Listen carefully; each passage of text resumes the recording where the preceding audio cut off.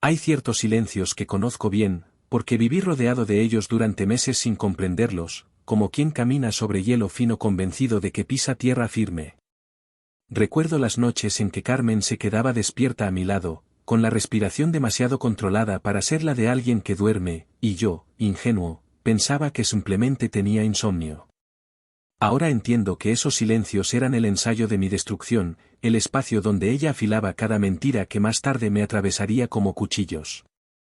Hay una diferencia abismal entre no saber algo y descubrir que nunca conociste realmente a la persona con quien compartiste 15 años de tu vida.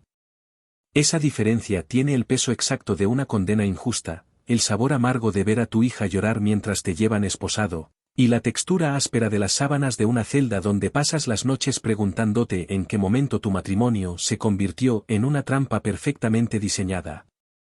Si esta historia te está tocando de alguna manera, suscríbete al canal para no perderte cómo continúa este relato.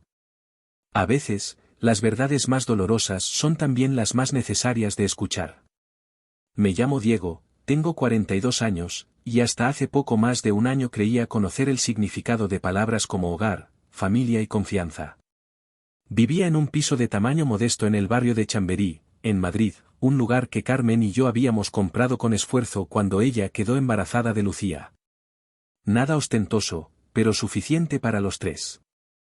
Yo trabajaba como técnico informático en una empresa de telecomunicaciones, un empleo estable que me llenaba de orgullo porque lo había conseguido sin ayuda de nadie, solo con mi formación y mi dedicación. Carmen, por su parte, nunca había necesitado trabajar. Provenía de una familia acomodada, los Ruiz Alcántara, propietarios de una cadena de restaurantes de cocina mediterránea que se había expandido por toda la Comunidad de Madrid en las últimas 2 décadas. Cuando nos conocimos, hace 17 años, en una fiesta de cumpleaños de un amigo común en Malasaña, Carmen me pareció distinta a las chicas de su entorno. No llevaba esa pose de superioridad que suele acompañar a quienes crecen rodeados de privilegios. Estudiaba Bellas Artes en la Complutense, aunque más por capricho que por vocación real, y me confesó aquella noche, mientras compartíamos una cerveza en la terraza, que a veces se sentía ahogada por las expectativas de su familia. Me habló de Javier, su padre, un hombre que había construido su imperio gastronómico desde cero y que esperaba que tanto ella como su hermano mayor continuaran el legado. Pero Carmen quería algo diferente, o al menos eso decía entonces. Quería libertad, autenticidad, una vida que no estuviera marcada por obligaciones empresariales y cenas protocolarias. Me enamoré de esa versión de ella. De la chica que prefería visitar museos pequeños y comer bocadillos en el Retiro antes que asistir a las inauguraciones lujosas que su familia organizaba. Durante los primeros años, realmente parecía feliz con nuestra vida sencilla. Nos casamos en una ceremonia íntima, con apenas 30 invitados, en un restaurante que no era de su familia sino uno pequeño en Lavapiés que nos encantaba. Javier asistió con una sonrisa forzada que no conseguía ocultar su decepción, pero Carmen me apretó la mano aquel día y me susurró que era la decisión más acertada que había tomado en su vida. Lucía nació 2 años después, en una madrugada de septiembre en la que yo conduje como un demente hasta el hospital 12 de octubre porque Carmen había roto aguas 3 semanas antes de lo previsto. Recuerdo sostener a mi hija por primera vez, ese pequeño ser arrugado y perfecto que lloraba con una fuerza desproporcionada para su tamaño, y sentir que todo en mi vida finalmente tenía sentido completo. Carmen también lloró, pero de felicidad, o al menos eso interpreté entonces. Ahora me pregunto si en algún rincón de su mente ya comenzaba a calcular, a medir, a planificar. Los primeros años con Lucía fueron intensos pero hermosos. Yo trabajaba durante el día y volvía a casa ansioso por ver a mi hija, por escuchar sus primeros balbuceos, por ser parte de cada pequeño logro. Carmen se dedicaba a cuidarla con una entrega que me conmovía, aunque a veces notaba en ella cierta nostalgia que no sabía interpretar. Cuando Lucía cumplió 3 años y empezó la guardería, Carmen retomó algunas clases de pintura, pero sin verdadera convicción. Era como si estuviera esperando algo, aunque yo no supiera qué. La relación con los padres de Carmen siempre fue cordial pero distante. Javier me trataba con una educación fría que dejaba claro que yo no era exactamente lo que había imaginado para su hija. Visitábamos su casa en La Moraleja una vez al mes, comidas dominicales donde se hablaba de negocios, expansiones y cifras que a mí me resultaban ajenas. Yo asentía, sonreía, intentaba mostrar interés genuino, pero era evidente que para Javier yo era un adorno prescindible en la vida de su hija. Su esposa, Inmaculada, era más amable, aunque esa amabilidad tenía algo de condescendiente, como si me estuviera perdonando constantemente por no pertenecer a su mundo. Lucía creció siendo una niña inteligente, observadora, con una capacidad de percepción que a veces me asustaba. A los 6 años ya leía con fluidez y hacía preguntas que me obligaban a reflexionar. A los 8 comenzó a tocar el piano, no porque nosotros se lo impusiéramos sino porque ella misma lo pidió después de escuchar una sonata de Chopin en casa de sus abuelos. Carmen contrató a un profesor particular, uno de los pocos lujos que nos permitimos, y Lucía demostraba un talento natural que me llenaba de orgullo. Pero lo que más me impresionaba de mi hija era su capacidad de empatía. Si veía a alguien triste, se acercaba sin miedo, preguntaba, escuchaba. Era el tipo de persona que el mundo necesita más, y yo me sentía afortunado de ser su padre. Todo comenzó a cambiar hace aproximadamente 3 años, aunque entonces no fui capaz de identificar las señales. Carmen empezó a salir más, a quedar con amigas que yo apenas conocía, a participar en actividades que nunca me detallaba con precisión. Decía que necesitaba recuperar su vida social, que había pasado años dedicada exclusivamente a Lucía y que ahora, con nuestra hija ya en secundaria y más independiente, ella merecía tiempo para sí misma. Me parecía razonable, incluso saludable. Yo la animaba, le decía que saliera, que disfrutara, que yo me encargaría de Lucía sin problemas. Hace 2 años perdí mi empleo. La empresa atravesaba una reestructuración, y mi departamento completo fue eliminado. Fue un golpe duro, no solo económicamente sino también para mi autoestima. Durante 22 años había trabajado sin interrupciones, había sido un profesional responsable, y de repente me encontraba desempleado a los 40 años. Carmen reaccionó de una manera que entonces interpreté como comprensión. Me dijo que no me preocupara, que sus padres podían ayudarnos temporalmente si era necesario, que lo importante era que yo tomara mi tiempo para encontrar algo que realmente me llenara. Rechacé la ayuda económica de los Ruiz Alcántara. Teníamos algunos ahorros, y además recibía la prestación por desempleo. No quería convertirme en uno más de los que dependían de la generosidad de Javier. Carmen insistió varias veces, pero yo fui firme. Comenzó entonces una serie de discusiones que antes no existían en nuestro matrimonio. Ella me acusaba de orgullo innecesario, de poner mi ego por encima del bienestar familiar. Yo le explicaba que era una cuestión de dignidad, de no perder mi independencia. Las conversaciones se volvían circulares, agotadoras, y siempre terminaban con Carmen saliendo de casa dando un portazo. Durante aquellos meses busqué trabajo con desesperación. Enviaba currículos, acudía a entrevistas, me formaba en nuevas tecnologías por las noches. Lucía me veía esforzarme y a veces, cuando cenábamos los dos solos porque Carmen había salido otra vez, mi hija me preguntaba si estaba bien. Yo le sonreía y le decía que sí, que pronto todo volvería a la normalidad. Ella me miraba con esos ojos oscuros tan parecidos a los míos, y asentía, pero había en su expresión algo que no supe descifrar entonces, preocupación. Conseguí un nuevo empleo 11 meses después de haber perdido el anterior. No era tan bueno como el que tenía, ni el salario se acercaba a lo que ganaba antes, pero era honesto y me permitía recuperar algo de mi dignidad. Trabajaba ahora para una pequeña empresa de ciberseguridad en Alcobendas, con un equipo joven y entusiasta que valoraba mi experiencia. Carmen recibió la noticia con una sonrisa que no le llegaba a los ojos. Me felicitó, me abrazó incluso, pero había algo mecánico en ese abrazo, como si estuviera cumpliendo con un guión social más que expresando alegría genuina. Para entonces, nuestra vida matrimonial se había convertido en una coreografía de cortesía. Compartíamos la cama pero hacía meses que no nos tocábamos. Desayunábamos juntos pero las conversaciones eran superficiales, limitadas a coordinar horarios de Lucía o comentar banalidades del día. Yo atribuía ese distanciamiento al desgaste natural de los años, a la crisis que habíamos atravesado con mi desempleo, a esa fatiga que parece instalarse en todos los matrimonios largos. Nunca sospeché que Carmen ya no estaba realmente conmigo, que su mente y su corazón habitaban en otro lugar, con otra persona. Los fines de semana, Carmen salía con frecuencia. Decía que había retomado sus clases de pintura, que había entrado en un grupo de lectura, que quedaba con antiguas compañeras de la universidad. Yo me quedaba con Lucía, y esas tardes se convirtieron en mi refugio. Íbamos al cine, paseábamos por el Retiro, cocinábamos juntos recetas complicadas que luego nos salían medio mal pero nos hacían reír. Mi hija hablaba poco de su madre, y cuando lo hacía era con una neutralidad estudiada que ahora comprendo era protectora. Lucía ya sabía algo, ya había visto algo, pero guardaba silencio porque aún no entendía completamente la magnitud de lo que estaba presenciando. Un domingo de marzo, hace aproximadamente 1 año y medio, Carmen llegó a casa más tarde de lo habitual. Eran casi las 11 de la noche cuando escuché la llave en la cerradura. Yo estaba en el sofá, viendo distraídamente las noticias, y cuando ella entró noté algo diferente.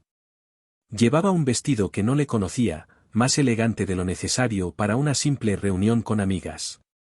Su maquillaje estaba perfecto, como recién retocado, y había en su actitud una especie de energía contenida, una vibración que me resultó extraña. Le pregunté qué tal había estado su día y ella respondió con monosílabos, se dirigió directamente al dormitorio y cerró la puerta. Aquella noche dormí en el sofá porque cuando finalmente entré al cuarto, horas después, ella se había colocado de espaldas a mí, ocupando casi toda la cama en una postura que claramente comunicaba que no deseaba mi presencia. Debería haberle preguntado qué sucedía. Debería haberla confrontado, haber exigido explicaciones, pero tenía miedo de la respuesta.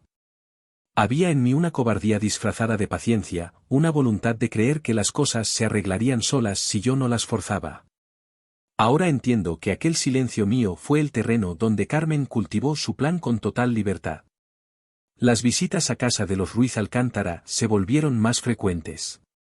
Carmen insistía en que fuéramos cada 2 semanas, algo inusual porque antes esas comidas familiares la aburrían tanto como a mí.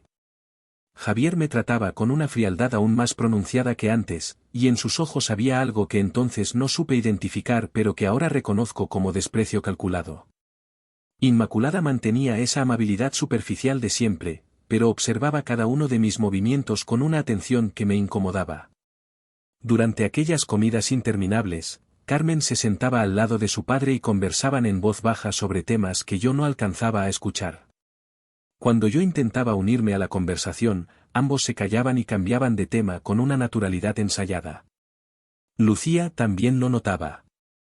En el coche de regreso a casa, después de una de esas comidas tensas, mi hija me preguntó por qué el abuelo Javier me miraba de esa manera tan rara.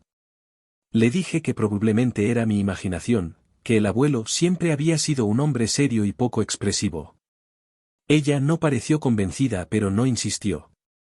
Ahora sé que mi hija ya estaba aprendiendo a guardar sus observaciones, a convertirse en una testigo silenciosa de algo que aún no comprendía del todo pero que intuía como peligroso. Fue en julio del año pasado cuando todo se precipitó. Carmen me pidió que firmara unos documentos relacionados con la hipoteca de nuestro piso.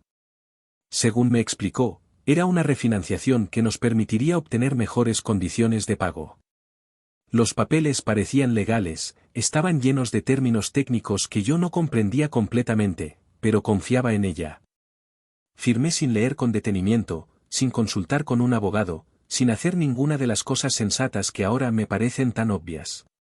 Aquella firma fue uno de los documentos que más tarde usaría en mi contra, supuestamente prueba de que yo tenía acceso a información financiera privilegiada de la familia Ruiz Alcántara.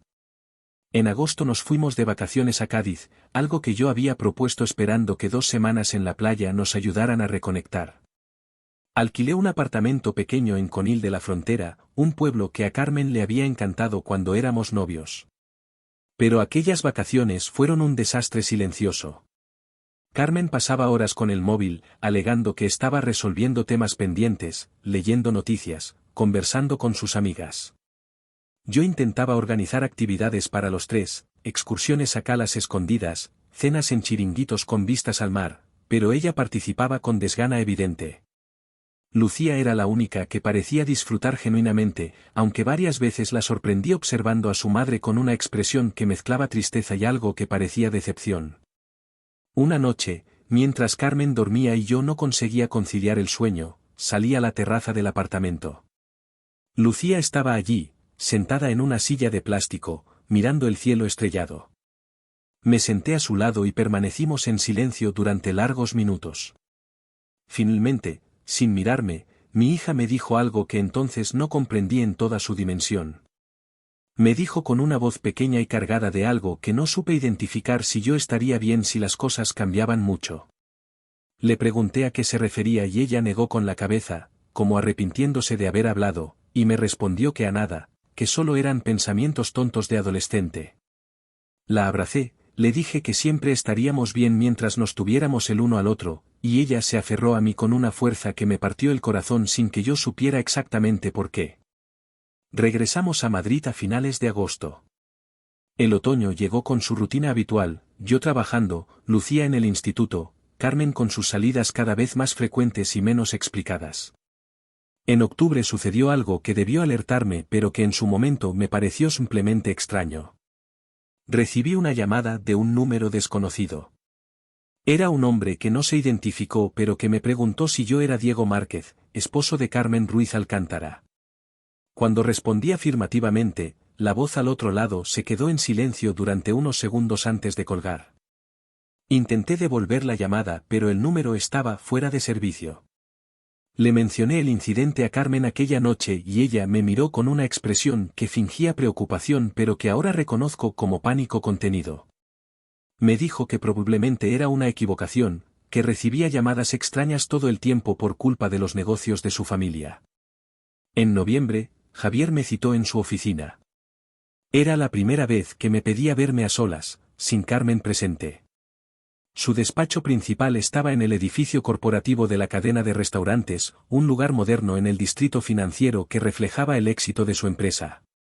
Me recibió con una formalidad glacial, me ofreció café que rechacé porque mis manos ya temblaban sin necesidad de cafeína. Entonces me soltó, con una voz que no admitía réplica, que sabía que yo había estado intentando acceder a información confidencial de la empresa. Me quedé tan perplejo que ni siquiera pude responder inmediatamente. Cuando finalmente recuperé la voz, le pregunté de qué demonios estaba hablando. Me mostró entonces unos correos electrónicos supuestamente enviados desde mi cuenta personal solicitando acceso a documentos financieros internos, preguntando por detalles de operaciones comerciales, haciendo preguntas que efectivamente parecían sospechosas. Le juré que yo no había enviado esos correos, que alguien debía haber usado mi cuenta sin mi conocimiento.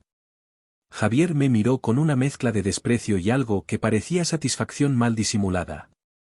Me dijo con una voz calmada y amenazante que esperaba que eso fuera cierto, porque si descubría que yo estaba intentando extorsionar a su familia, me destruiría sin contemplaciones.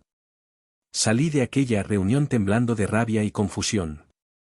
Llegué a casa y le conté todo a Carmen, esperando que ella me defendiera, que compartiera mi indignación, que me ayudara a entender qué estaba sucediendo. Pero su reacción fue extraña.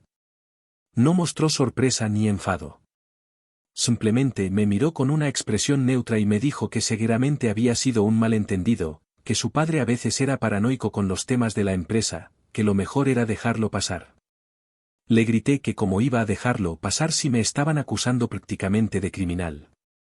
Ella se encogió de hombros, se levantó del sofá y se fue a la cocina a prepararse un té, dejándome solo con mi angustia. Aquella noche no pude dormir.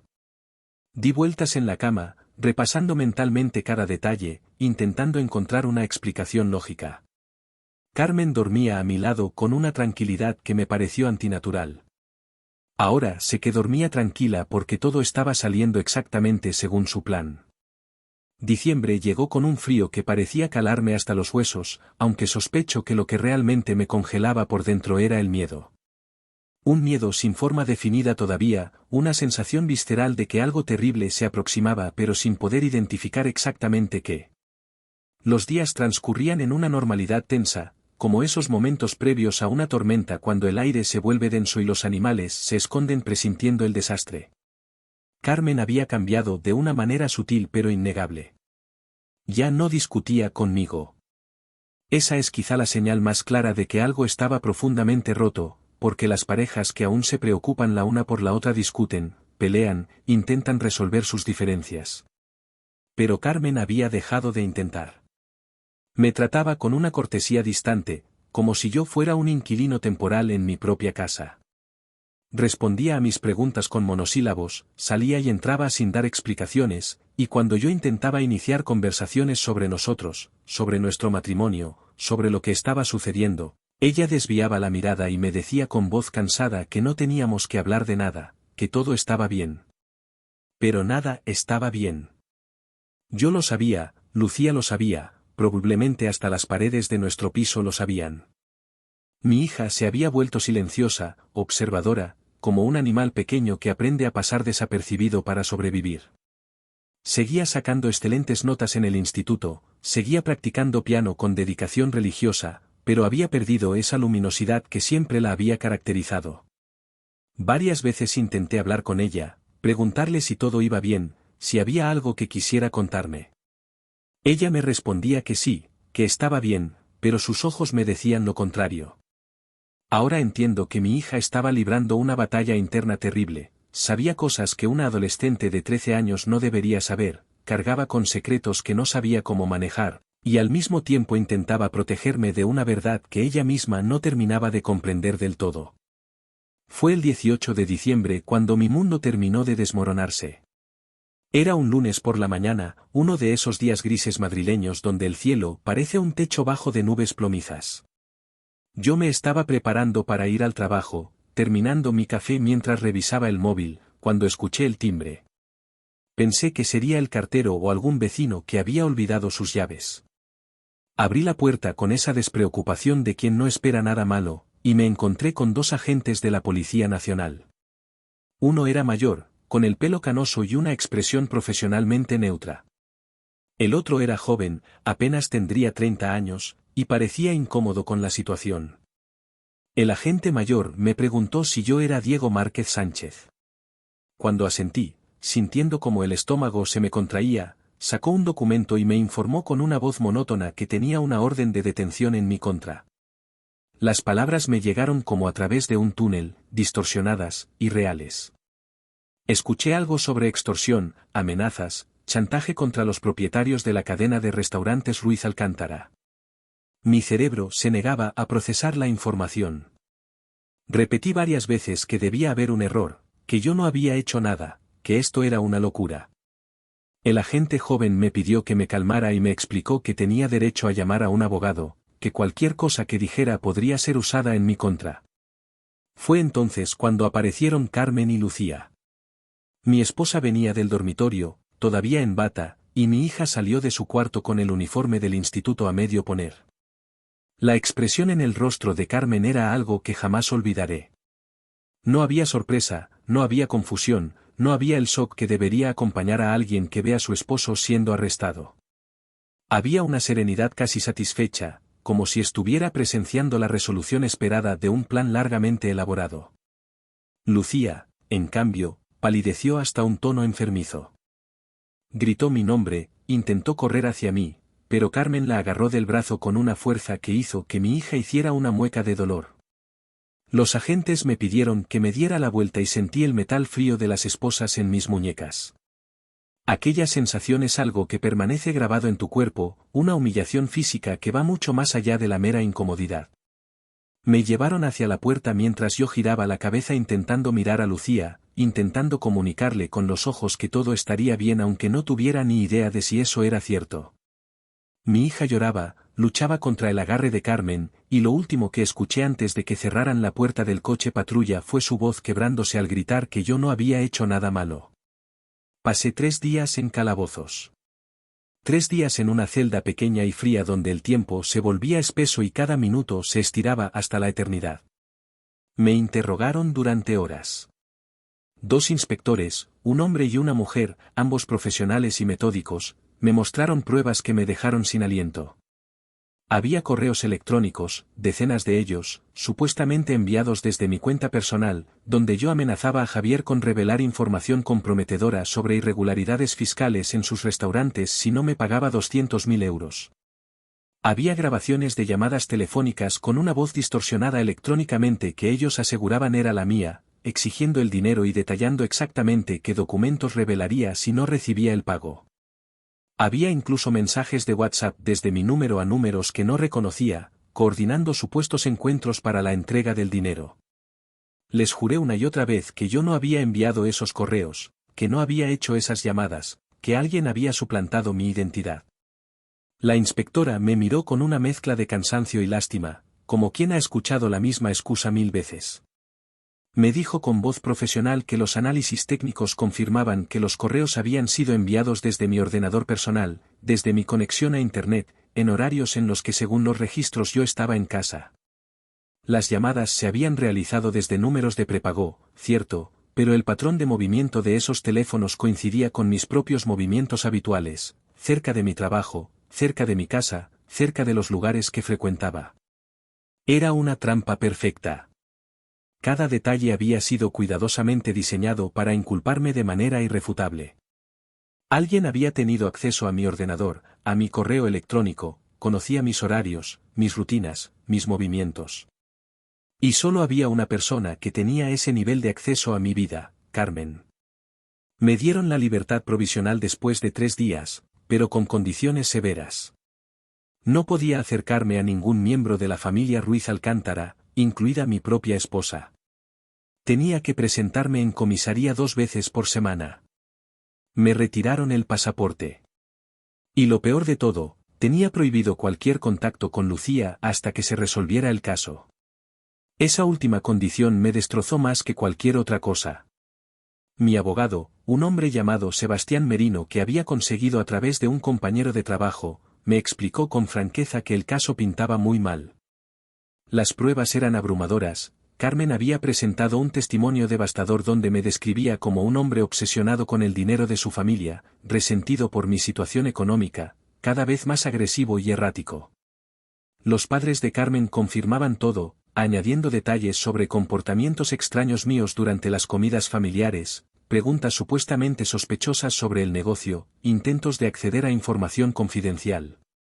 Me instalé en casa de mi hermano Álvaro, en un barrio obrero de Vallecas. Álvaro era fontanero, vivía solo desde su divorcio hacía 5 años, y me acogió sin hacer preguntas, con esa lealtad incondicional que solo existe entre hermanos que han crecido juntos en la escasez. Me dejó su segunda habitación, me preparaba café todas las mañanas, intentaba animarme con bromas que yo no tenía energía para agradecer adecuadamente. Le conté toda la historia y él me creyó sin dudar ni un segundo. Me dijo con su acento madrileño cerrado que Carmen siempre le había parecido una hija de papá que se había casado conmigo como acto de rebeldía y que ahora volvía al redil familiar. Los días previos al juicio fueron los más oscuros de mi vida. No podía trabajar porque mi empresa me había suspendido temporalmente de empleo, esperando la resolución del caso. No podía ver a mi hija, aunque cada noche me dormía pensando en ella, preguntándome cómo estaría, si me odiaba por haberla abandonado aunque fuera contra mi voluntad. Intenté llamarla varias veces pero Carmen había cambiado su número de teléfono. Le escribí cartas que mi abogado me dijo que no podía enviar porque violaría la orden de alejamiento. Me sentía completamente impotente, atrapado en una pesadilla de la que no conseguía despertar. Sebastián trabajaba día y noche intentando construir una defensa. Contrató a un perito informático que examinó mi ordenador y confirmó que efectivamente los correos se habían enviado desde mi equipo, pero que había evidencias de que alguien con conocimientos técnicos avanzados podría haber instalado un software de acceso remoto. El problema era que esa evidencia era circunstancial, no definitiva. El perito no podía probar con certeza absoluta que yo no hubiera enviado esos correos. También intentamos rastrear los teléfonos de prepago usados para las llamadas, pero habían sido comprados con identificaciones falsas y desechados inmediatamente después de usarse. Carmen, mientras tanto, se había convertido en la víctima perfecta ante los ojos de todos. Había dado entrevistas a algunos medios locales, siempre con la precaución de no revelar su identidad completa pero dejando claros los detalles, una mujer de buena familia engañada por un marido que resultó ser un extorsionador, una madre que ahora debía proteger a su hija del hombre en quien había confiado durante 15 años. Las pocas personas que me conocían y me apoyaban no tenían voz frente a la narrativa perfectamente construida que ella había tejido. Hubo momentos, durante aquellas semanas interminables, en los que consideré rendirme. Pensé en aceptar un acuerdo de culpabilidad reducida que Sebastián me dijo que probablemente la fiscalía aceptaría, admitir los cargos a cambio de una sentencia menor. Pero cada vez que esa idea cruzaba mi mente, recordaba la cara de Lucía, su grito al verme arrestado, la manera en que había intentado correr hacia mí. No podía admitir algo que no había hecho. No podía dejar que mi hija creciera pensando que su padre era realmente un criminal. Tenía que luchar, aunque todas las probabilidades estuvieran en mi contra. La noche antes del juicio no pude dormir. Me quedé sentado en la pequeña terraza del piso de Álvaro, fumando cigarrillos aunque había dejado de fumar hacía 10 años, mirando las luces de Madrid extenderse hasta el horizonte. Pensé en todos los momentos que había compartido con Carmen, intentando identificar cuándo exactamente ella había dejado de ser la mujer de quien me enamoré y se había convertido en esta extraña capaz de destruirme con tanta frialdad. No encontré una respuesta.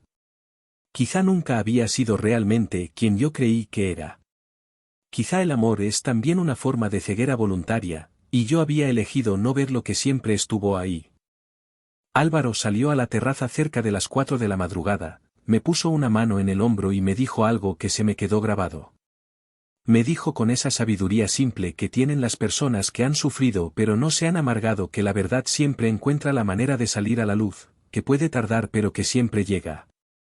Yo asentí sin creerle realmente, pero sus palabras me dieron la fuerza suficiente para levantarme aquella mañana, ponerme el único traje decente que tenía y dirigirme al juzgado con lo último que me quedaba, un resto de dignidad y la esperanza irracional de que algo, cualquier cosa, pudiera salvarme de la condena que parecía inevitable. El juzgado de lo penal número 7 de Madrid se encontraba en un edificio de los años 70, con esos pasillos largos de suelo de linóleo desgastado y luces fluorescentes que zumbaban constantemente. Llegué acompañado de Sebastián y de Álvaro, quien había insistido en estar presente aunque yo le había dicho que no era necesario. La sala estaba llena. Reconocí a algunos periodistas que cubrían casos judiciales locales, a empleados del juzgado que entraban y salían con carpetas, y al fondo, en la zona reservada para el público, vi a Javier e Inmaculada sentados con esa postura rígida de quienes están acostumbrados a los buenos restaurantes pero no a los juzgados. Carmen entró 10 minutos después que yo. Llevaba un vestido azul marino, sencillo pero elegante, el pelo recogido en un moño bajo, apenas maquillaje. Parecía más joven de lo que era, más frágil, exactamente la imagen de esposa traicionada que necesitaba proyectar. No me miró ni una sola vez. Se sentó en el lado opuesto de la sala, junto a su abogado, un hombre mayor de traje impecable que reconocí como uno de los socios principales de un bufete prestigioso de Madrid. Mientras esperábamos a que comenzara la vista, la observé de reojo, buscando algún rastro de la mujer que había amado, alguna señal de duda o remordimiento. No encontré nada. Su rostro era una máscara perfecta de compostura y dolor contenido. Lo que no vi, y lo que en ese momento me llenó de una angustia renovada, fue a Lucía. Mi hija no estaba presente. Sebastián me había explicado que dada su edad y que no era testigo directo de los hechos, el juez había decidido que no era necesaria su presencia. Pero yo había esperado, contra toda lógica, verla allí, aunque fuera desde la distancia, aunque no pudiéramos hablar. Su ausencia me dolió como una puñalada. El juez entró y todos nos pusimos en pie. Era un hombre de unos 60 años, calvo, con unas gafas de montura metálica y una expresión de cansancio profesional que probablemente se había ganado después de décadas viendo lo peor del ser humano. Se sentó, ordenó sus papeles con movimientos precisos, y declaró abierta la sesión con una voz neutra que no dejaba entrever absolutamente nada sobre sus inclinaciones. La fiscalía abrió el caso con un alegato demoledor. La fiscal era una mujer de mediana edad, eficiente y directa, que expuso los hechos con una claridad devastadora. Según su versión, yo era un hombre que había perdido su empleo, que había caído en una espiral de resentimiento hacia la familia de mi esposa, que había desarrollado una obsesión enfermiza con el dinero que ellos poseían y yo no. Había utilizado mi acceso privilegiado a información de la familia para intentar extorsionarlos, amenazándolos con revelar supuestas irregularidades fiscales que, según la fiscal, ni siquiera existían. Era, en sus palabras, un caso claro de chantaje agravado por abuso de confianza familiar. Luego vinieron las pruebas. Una a una, meticulosamente presentadas.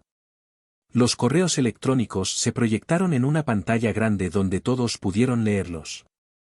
Mi supuesta voz distorsionada resonó en la sala a través de los altavoces, pronunciando amenazas que me hicieron sentir náuseas. Los mensajes de WhatsApp aparecieron con capturas de pantalla que mostraban mi foto de perfil, mi número, mi nombre.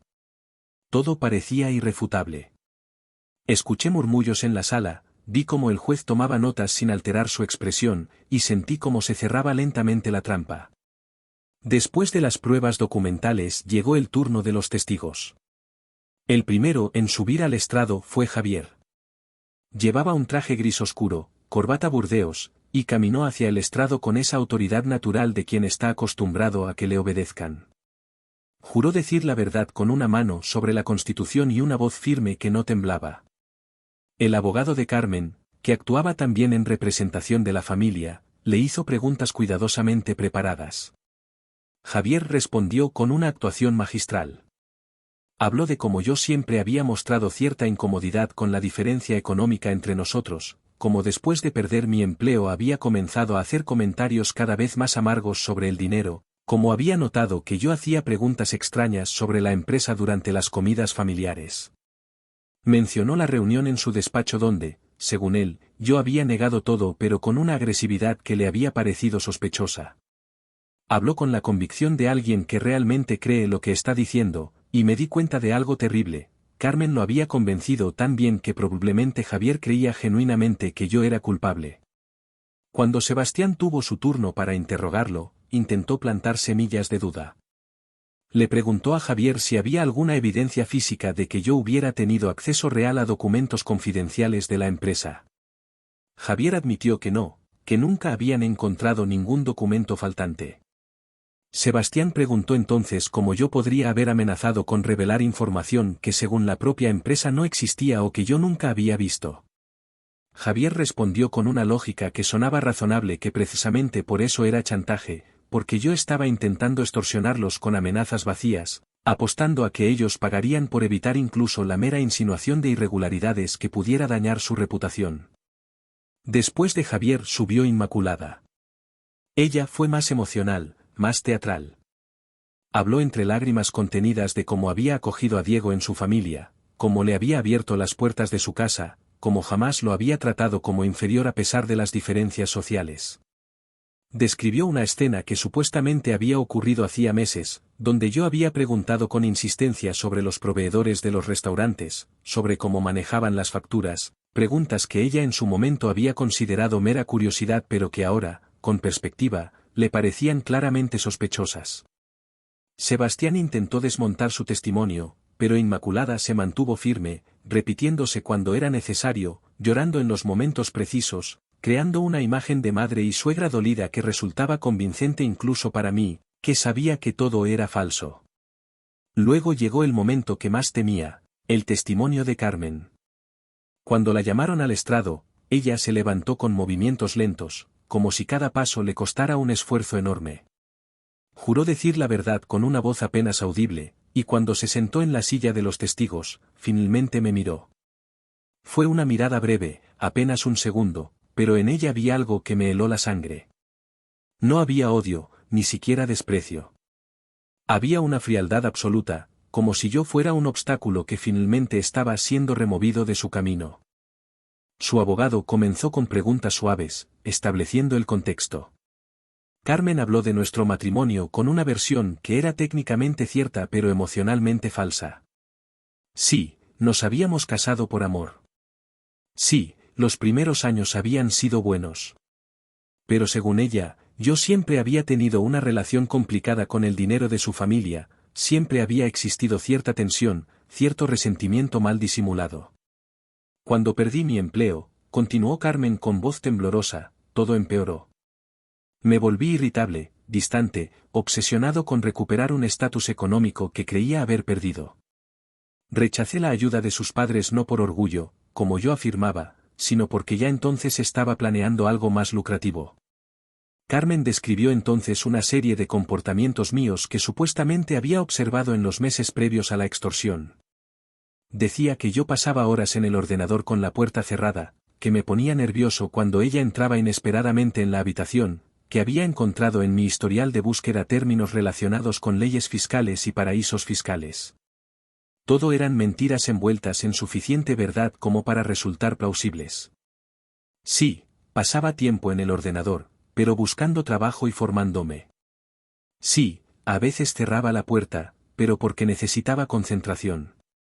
Cada detalle real de mi vida había sido reinterpretado y presentado como evidencia de culpabilidad. Lo más doloroso vino cuando el abogado le preguntó sobre el impacto emocional que todo esto había tenido en ella y en nuestra hija. Carmen se quebró entonces, o fingió quebrarse de manera tan convincente que resultaba imposible distinguirlo de dolor genuino. Habló entre sollozos de cómo Lucía había cambiado desde mi arresto, de cómo la niña tenía pesadillas, de cómo le preguntaba constantemente por qué su padre había hecho algo tan horrible. Me habló de las terapias psicológicas a las que ahora tenía que llevar a nuestra hija, del trauma que yo le había causado con mis acciones. Escuchar esas palabras fue peor que cualquier condena. Pensar en Lucía sufriendo, en Lucía creyendo que yo era culpable, me destrozó de una manera que ni las esposas ni la celda habían conseguido. Cuando llegó el turno de Sebastián para interrogarla, mi abogado se enfrentó a una tarea casi imposible. Intentó primero establecer inconsistencias temporales. Le preguntó a Carmen sobre fechas específicas de los supuestos correos, sobre dónde estaba ella cuando yo supuestamente los enviaba. Carmen respondió con vaguedad suficiente como para no contradecirse pero sin dar información útil. Sebastián preguntó entonces sobre nuestra vida íntima, sobre si realmente yo había mostrado signos de la obsesión que ella describía. Carmen dijo con voz cansada que justamente eso era lo más doloroso, que ella había querido creer que todo estaba bien, que había preferido ignorar las señales porque amaba a su marido y no quería ver la verdad. Sebastián cambió entonces de táctica. Le preguntó directamente si ella mantenía o había mantenido alguna relación extramatrimonial. El abogado de Carmen objetó inmediatamente, alegando que la vida personal de su clienta no era relevante para el caso. El juez estuvo de acuerdo y prohibió esa línea de interrogatorio. Sebastián insistió, argumentando que si existía otra relación podría establecer un motivo para falsas acusaciones, pero el juez se mantuvo firme. Carmen nunca tuvo que responder esa pregunta, y vi en sus ojos un destello de alivio. El resto de la mañana transcurrió en un desfile de testigos menores, un empleado de los restaurantes que afirmaba haberme visto merodeando por las oficinas en horarios extraños, una vecina nuestra que declaró que los últimos meses había escuchado discusiones fuertes provenientes de nuestro piso, un experto informático de la acusación que confirmó que los correos se habían enviado desde mi ordenador sin evidencia clara de hackeo. Cada testimonio añadía otra capa a la narrativa de mi culpabilidad. Después del receso para comer, llegó nuestro turno para la defensa. Sebastián había conseguido algunos testigos favorables. Mi hermano Álvaro subió al estrado y habló con una honestidad visceral sobre el tipo de persona que yo era, sobre cómo me había criado con valores de trabajo y honestidad, sobre cómo era imposible que yo hubiera hecho lo que me acusaban. Pero vi en los ojos del juez que el testimonio de un hermano, por emotivo que fuera, tenía poco peso frente a las pruebas técnicas y los múltiples testimonios de la otra parte.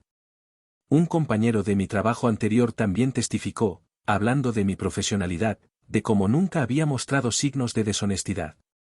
Pero bajo el interrogatorio de la fiscal, admitió que no me había visto durante los meses críticos en que supuestamente cometí la extorsión, que en realidad no podía saber qué hacía yo en mi vida privada. Nuestro perito informático subió al estrado y presentó su análisis. Explicó con detalle técnico cómo era posible instalar software de acceso remoto en un ordenador, cómo alguien con conocimientos suficientes podría haber controlado mi equipo sin mi conocimiento. Era competente y convincente, pero el perito de la acusación lo contradijo luego, argumentando que no había evidencia concreta de tal software en mi ordenador, solo la posibilidad teórica de su existencia previa. Finalmente llegó mi turno de testificar. Subí al estrado con las piernas temblando, juré decir la verdad, y me senté frente a todos ellos, el juez que probablemente ya había decidido mi culpabilidad, Carmen que me miraba con esa frialdad insoportable, sus padres que me observaban con desprecio, Los periodistas que tomaban notas ávidamente. Sebastián me hizo preguntas que habíamos ensayado, y yo respondí con toda la sinceridad que pude reunir. Les conté mi versión de los hechos. Les expliqué que nunca había enviado esos correos, que nunca había hecho esas llamadas, que alguien había orquestado todo para inculparme. Hablé de mi vida, de mi trabajo, de mi amor por mi hija, de cómo jamás haría algo que pusiera en riesgo su bienestar. Intenté transmitir la verdad no solo con palabras sino con cada gesto, cada inflexión de mi voz. Pero sentía que mis palabras caían en un vacío, que ya nadie estaba dispuesto a creerme. La fiscal me destrozó durante su interrogatorio. Me preguntó por qué alguien se tomaría la molestia de incriminarme tan elaboradamente. Le respondí que no lo sabía con certeza, pero que sospechaba que Carmen quería salir del matrimonio y quedarse con todo.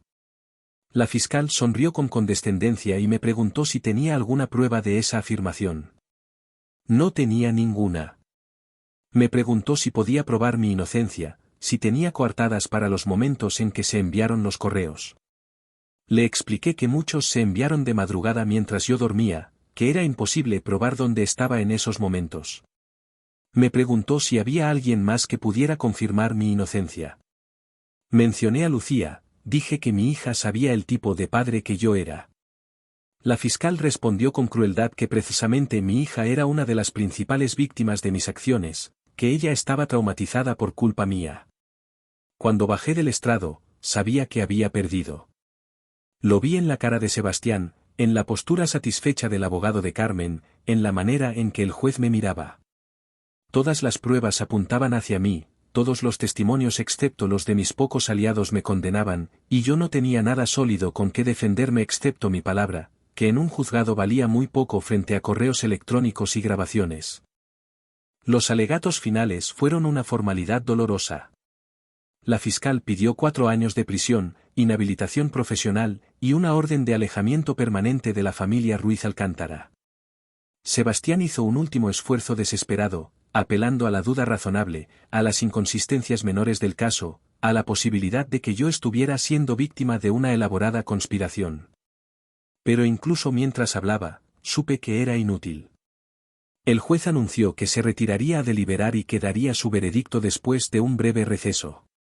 Sebastián me apretó el hombro, intentando transmitirme una fortaleza que ninguno de los dos sentíamos. Álvaro me abrazó, y sentí como intentaba contener sus propias lágrimas. Salimos al pasillo y nos quedamos allí, en un silencio pesado, esperando lo inevitable. Fue entonces cuando escuché una conmoción al final del pasillo. Voces elevadas, el sonido de pasos rápidos. Me giré y lo que vi me dejó sin aliento. Era Lucía. Mi hija venía corriendo por el pasillo, con el uniforme del instituto, el pelo suelto y desordenado, las mejillas rojas del esfuerzo, y en su mano llevaba su teléfono móvil. Detrás de ella venía una mujer mayor que reconocí como una de las secretarias del juzgado, intentando detenerla sin éxito.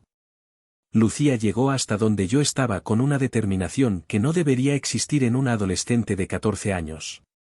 Tenía los ojos enrojecidos, como si hubiera estado llorando durante horas, pero su mandíbula estaba apretada con una resolución que me recordó dolorosamente a mí mismo en mis mejores momentos. La secretaria que la perseguía intentó tomarla del brazo, explicándole con voz profesional pero firme que no podía estar allí, que los menores no tenían permitido el acceso sin autorización, que debía irse inmediatamente. Lucía se zafó de su agarre con un movimiento brusco y me miró directamente a los ojos por primera vez en meses. En ese momento, algo se rompió dentro de mí.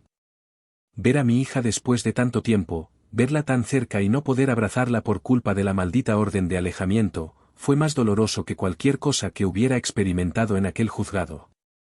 Quise correr hacia ella, estrecharla contra mi pecho, decirle que todo iba a estar bien aunque fuera mentira. Pero Sebastián me agarró del brazo con fuerza, recordándome sin palabras que cualquier contacto físico podría usarse en mi contra, podría empeorar aún más mi situación. Mi hija levantó el teléfono móvil, sosteniéndolo con ambas manos como si fuera algo sagrado, algo que pesara infinitamente más que su tamaño real. Su voz salió temblorosa pero clara cuando gritó, lo suficientemente alto como para que todos en aquel pasillo la escucharan: «Espere. ¿Tengo pruebas?» Mi padre es inocente y puedo demostrarlo. El silencio que siguió fue absoluto. La secretaria se quedó paralizada.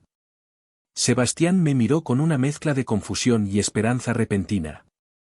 Álvaro dio un paso adelante instintivamente, como queriendo proteger a Lucía de lo que fuera que estuviera a punto de desencadenar. Y entonces, desde el interior de la sala, escuché pasos apresurados. Carmen había salido, alertada por los gritos, y cuando vio a Lucía su rostro palideció de una manera tan dramática que parecía que toda la sangre hubiera abandonado su cuerpo de golpe. Carmen se acercó a nuestra hija con movimientos rápidos, intentando mantener una compostura que claramente estaba a punto de quebrarse. Le dijo con una voz que pretendía sonar maternal pero que salía demasiado aguda y tensa: Lucía, cariño, no deberías estar aquí. Esto no es apropiado para ti. Vamos, te llevaré a casa y hablaremos allí con calma. Pero mi hija retrocedió, alejándose físicamente de su madre con un movimiento que hizo que Carmen se detuviera en seco. La expresión en el rostro de Lucía era algo que jamás había visto en ella, una mezcla de dolor, decepción y algo que parecía asco. Le respondió a Carmen con una voz que temblaba pero que no cedía ni un milímetro: no voy a ninguna parte contigo. Y no voy a dejar que destruyas a papá con tus mentiras. Para entonces ya se había formado un pequeño grupo de curiosos. El juez había escuchado la conmoción y había salido de su despacho, frunciendo el ceño con evidente molestia por la interrupción. El abogado de Carmen apareció también, evaluando rápidamente la situación con ojos calculadores. Los padres de Carmen se acercaron desde el otro extremo del pasillo, Javier con expresión severa e inmaculada llevándose una mano al pecho en un gesto dramático. El juez se dirigió a la secretaria con voz autoritaria, preguntándole qué estaba ocurriendo, porque había una menor sin supervisión en el juzgado causando este escándalo. La secretaria comenzó a balbucear una explicación sobre cómo Lucía había logrado burlar la seguridad, pero mi hija no le dio tiempo a terminar. Se giró hacia el juez y le habló directamente, sin ningún rastro de la timidez que podría esperarse de alguien de su edad enfrentándose a una figura de autoridad tan intimidante.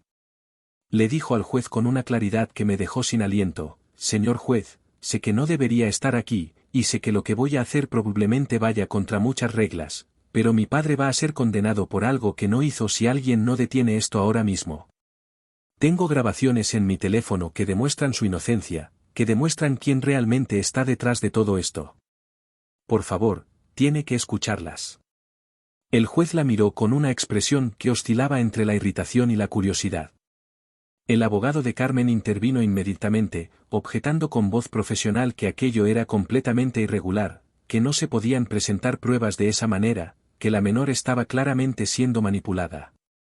Carmen añadió con voz desesperada que Lucía estaba confundida, que había sido un periodo muy traumático para ella, que probablemente había malinterpretado conversaciones normales. Pero el juez levantó una mano pidiendo silencio. Había algo en la determinación de mi hija, en la manera en que sostenía ese teléfono como si contuviera la verdad absoluta, que había captado su atención. Se quedó pensativo durante unos segundos que se me hicieron eternos. Finalmente habló con una voz que no admitía discusión: volvamos todos a la sala. Quiero escuchar qué tiene que decir esta joven, y luego yo decidiré si es relevante o no para el caso. El abogado de Carmen intentó protestar de nuevo, argumentando sobre procedimientos legales y derechos de su clienta, pero el juez lo cortó con una mirada severa. Nos ordenó a todos regresar a la sala, y cuando Carmen intentó acercarse a Lucía para llevarla consigo, el juez le indicó que la menor se sentaría con el alguacil, separada tanto de mí como de ella. Regresamos a la sala, en una procesión tensa y silenciosa. Carmen caminaba como si cada paso le costara un esfuerzo sobrehumano, su compostura perfecta finalmente comenzando a agrietarse.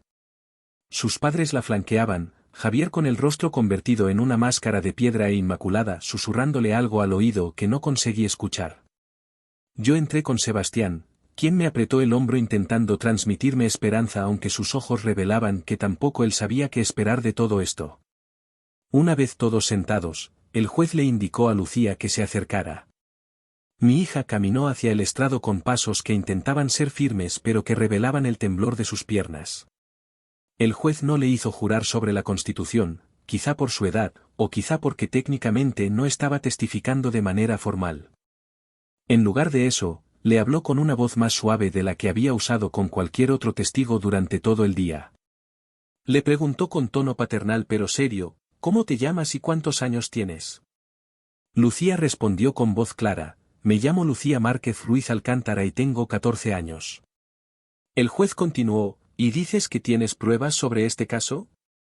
¿Entiendes la gravedad de presentar información falsa ante un tribunal? Mi hija asintió con solemnidad y respondió, entiendo perfectamente la gravedad, señor juez. Y las pruebas que tengo son reales. Las he estado recopilando durante meses porque sabía que llegaría este momento. El juez hizo un gesto indicándole que continuara. Lucía respiró profundamente, como preparándose para algo que había ensayado mentalmente 1000 veces. Comenzó a hablar y su voz, aunque temblaba al principio, fue ganando firmeza con cada palabra. Nos contó que hacía aproximadamente 6 meses había comenzado a notar comportamientos extraños en su madre. Carmen salía constantemente con excusas que no terminaban de cuadrar, pasaba horas encerrada en su habitación hablando por teléfono en voz baja, se ponía nerviosa cuando Lucía entraba inesperadamente en una habitación. Al principio mi hija pensó que quizá sus padres estaban teniendo problemas matrimoniales, algo que había visto en familias de amigas del instituto, y decidió no entrometerse. Pero todo cambió una noche de hace 5 meses. Lucía se había levantado para ir al baño alrededor de las 2 de la madrugada y escuchó voces provenientes de la cocina. Una era claramente la de Carmen, pero había otra voz masculina que no reconoció. No era yo, porque yo estaba durmiendo en el dormitorio. Lucía se acercó sigilosamente, con ese instinto que tienen los hijos de saber cuando algo no está bien, y se quedó en el pasillo escuchando. Lo que oyó aquella noche la dejó helada. Carmen hablaba con un hombre sobre cómo yo era un obstáculo, sobre cómo necesitaban deshacerse de mí de una manera que les permitiera quedarse con todo, sobre la posibilidad de acusarme de algo lo suficientemente grave como para que yo perdiera la custodia de Lucía y Carmen pudiera justificar un divorcio donde ella sería vista como la víctima. Lucía continuó explicando que aquella noche algo se rompió en su percepción de su madre. La persona que escuchaba conspirando en la cocina no era la madre que conocía, o quizá nunca había conocido realmente a esa madre. Al día siguiente, sin que Carmen lo supiera, Lucía configuró una aplicación en su teléfono móvil, una de esas aplicaciones que permiten grabar conversaciones de manera discreta. Comenzó a llevar siempre su teléfono consigo, dejándolo estratégicamente en lugares donde pudiera captar conversaciones. Durante meses, mi hija se convirtió en una espía en su propia casa, documentando sistemáticamente las conversaciones entre Carmen y ese hombre que ahora sabíamos se llamaba Andrés. El juez escuchaba con una atención absoluta.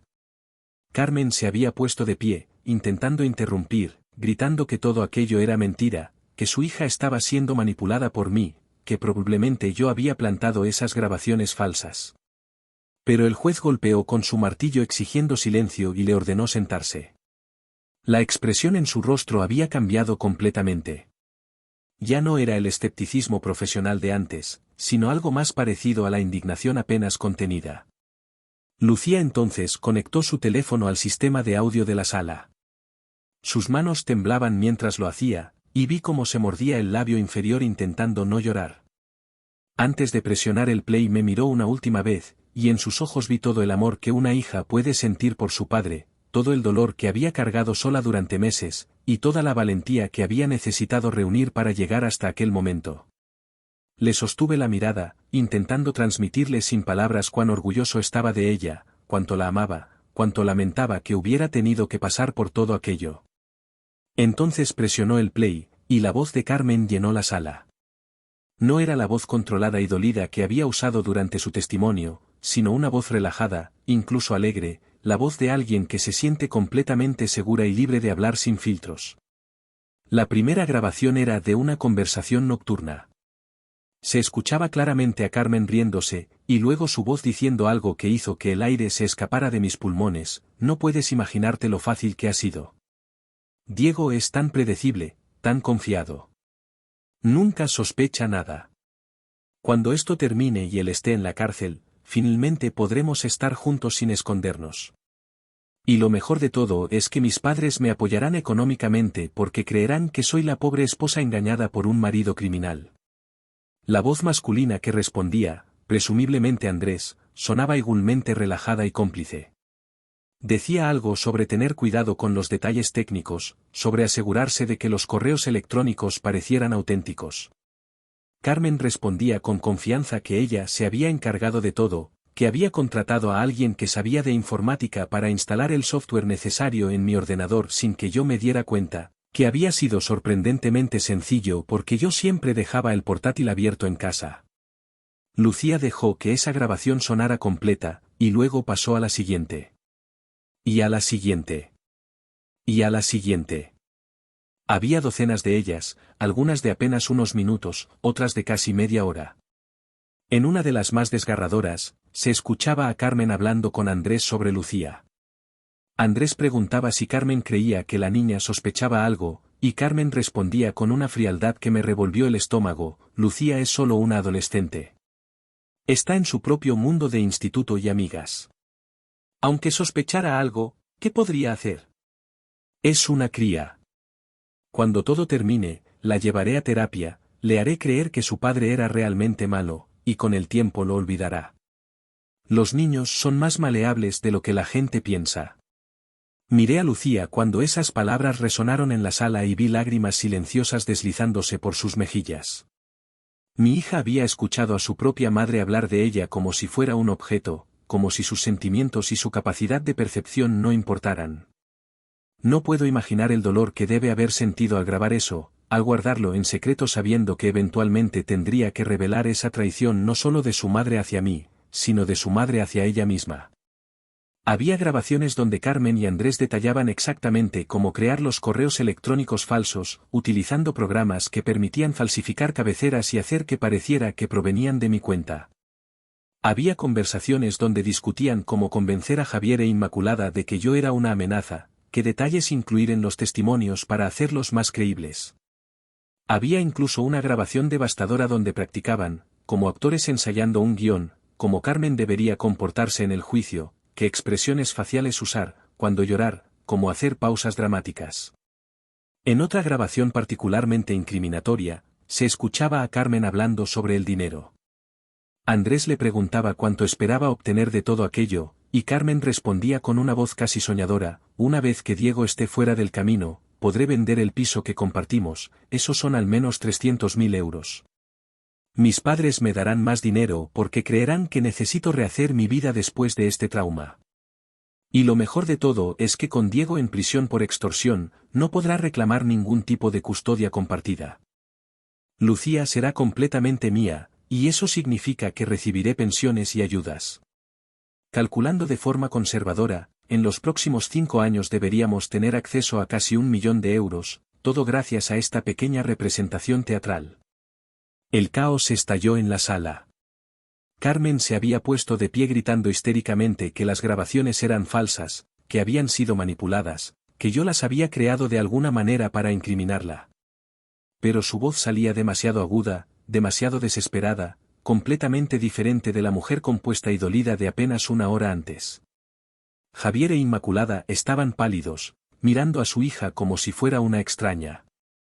El abogado de Carmen intentaba hablar pero el juez lo ignoraba completamente, concentrado en las grabaciones que seguían sonando. Lucía puso entonces una última grabación, quizá la más condenatoria de todas. Era reciente, de apenas una semana antes.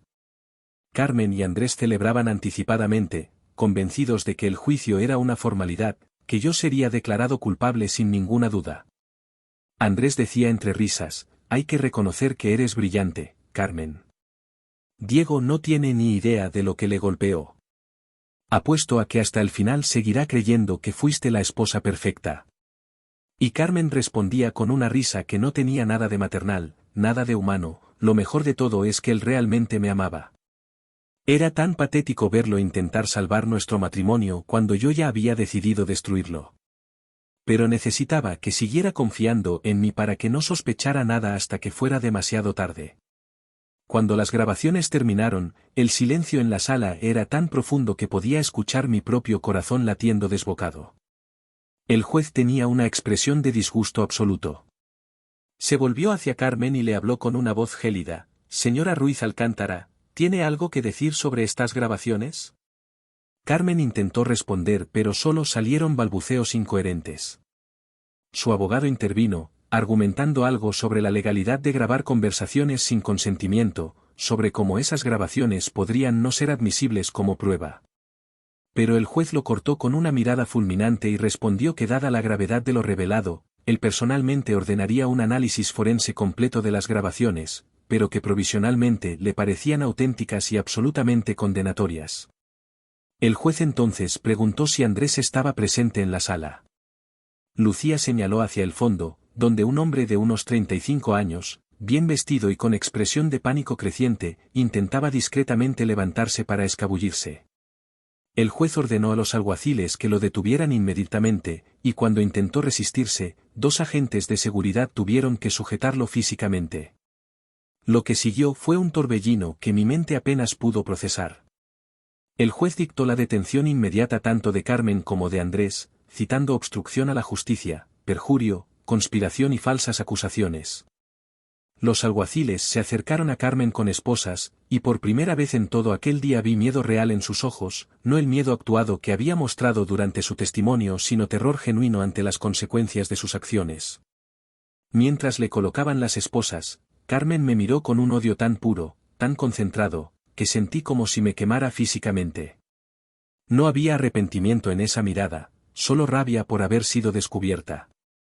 El juez declaró anuladas todas las acusaciones contra mí y se disculpó formalmente en nombre del sistema judicial por lo que había tenido que soportar.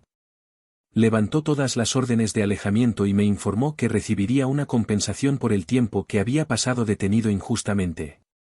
Sebastián estaba a mi lado con lágrimas en los ojos, apretándome el hombro con tanta fuerza que probablemente me dejaría marcas. Álvaro había dejado de contener su llanto y sollozaba abiertamente, sin importarle quién lo viera.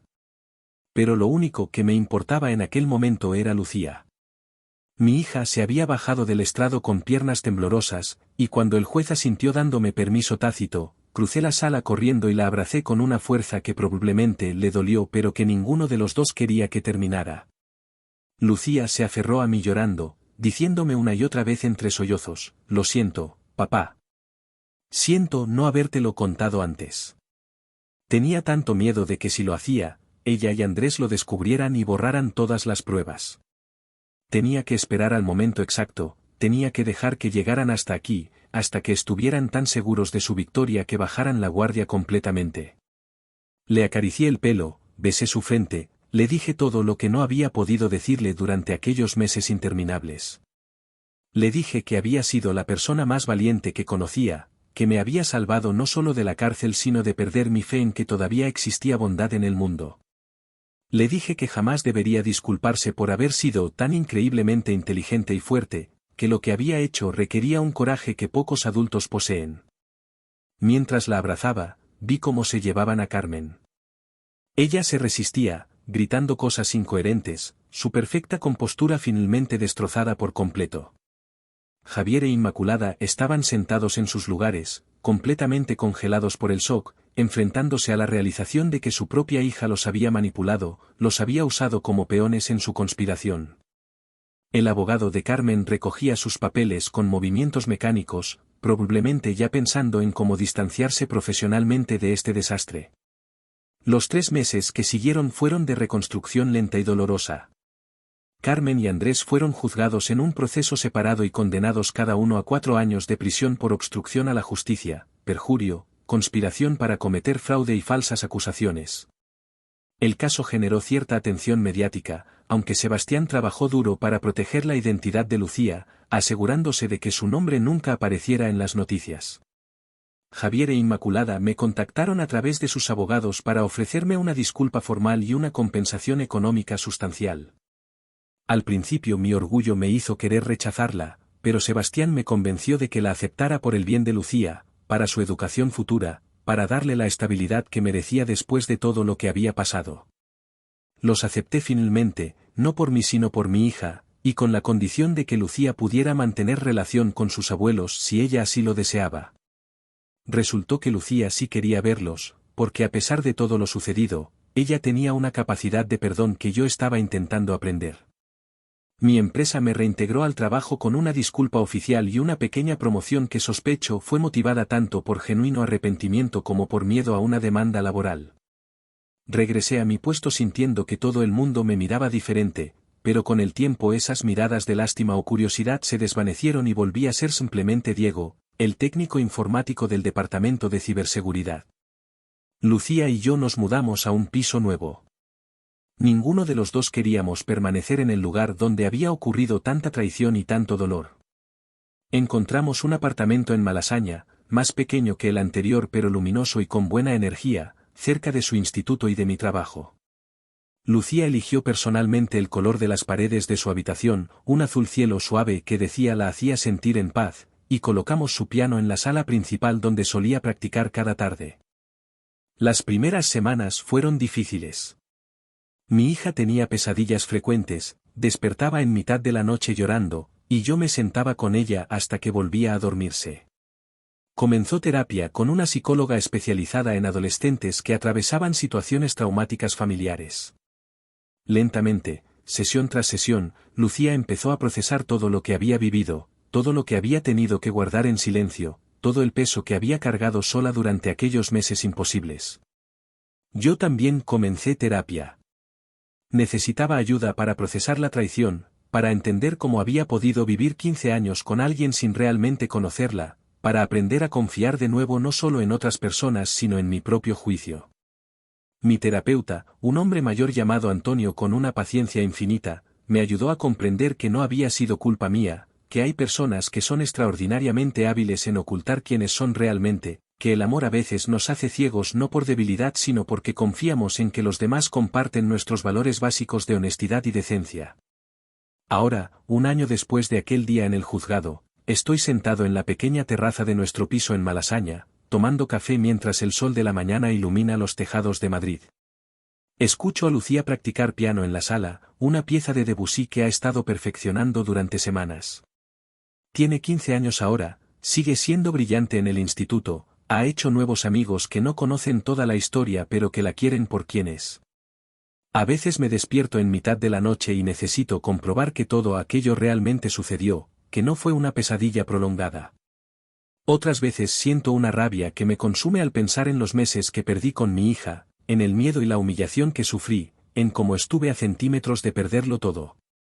Pero luego pienso en el coraje de Lucía, en cómo una adolescente de 14 años tuvo más valentía y determinación que muchos adultos, y la rabia se transforma en algo diferente, orgullo mezclado con asombro. Mi hija me enseñó algo fundamental sobre la verdad. Me enseñó que a veces la mayor fuerza no está en gritar la verdad inmediatamente cuando la descubres, sino en tener la paciencia casi sobrehumana de esperar el momento exacto para revelarla, cuando esa revelación tendrá el mayor impacto posible. Me enseñó que la integridad a veces requiere soportar silenciosamente un dolor terrible porque sabes que eventualmente ese dolor servirá un propósito mayor. Carmen sigue en prisión.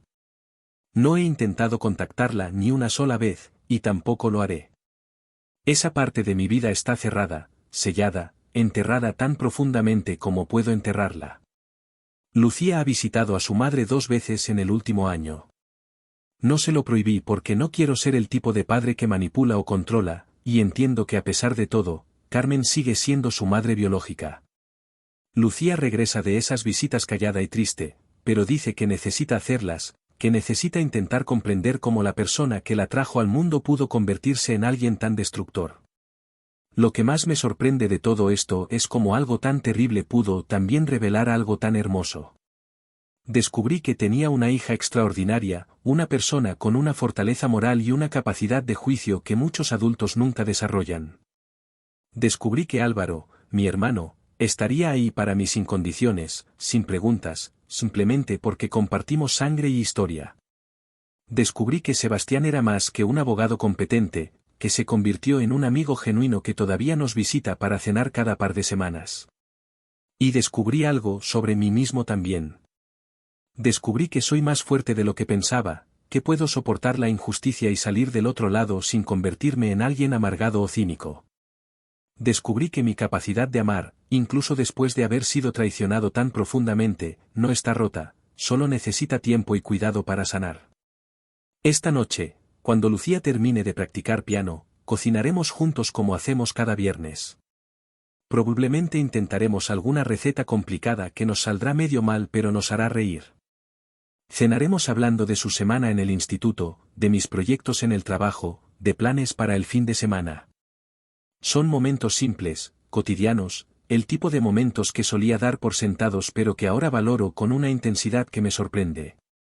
Porque aprendí que la vida puede cambiar en un instante, que las personas que creemos conocer pueden resultar ser completos extraños, que la seguridad es siempre una ilusión frágil.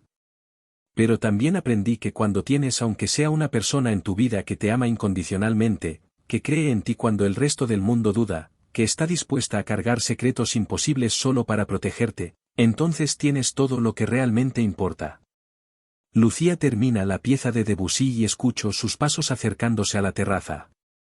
Me sonríe con esa sonrisa que ya no tiene la sombra de miedo que cargó durante meses, y me pregunta si quiero ayudarla a elegir la siguiente pieza que aprenderá.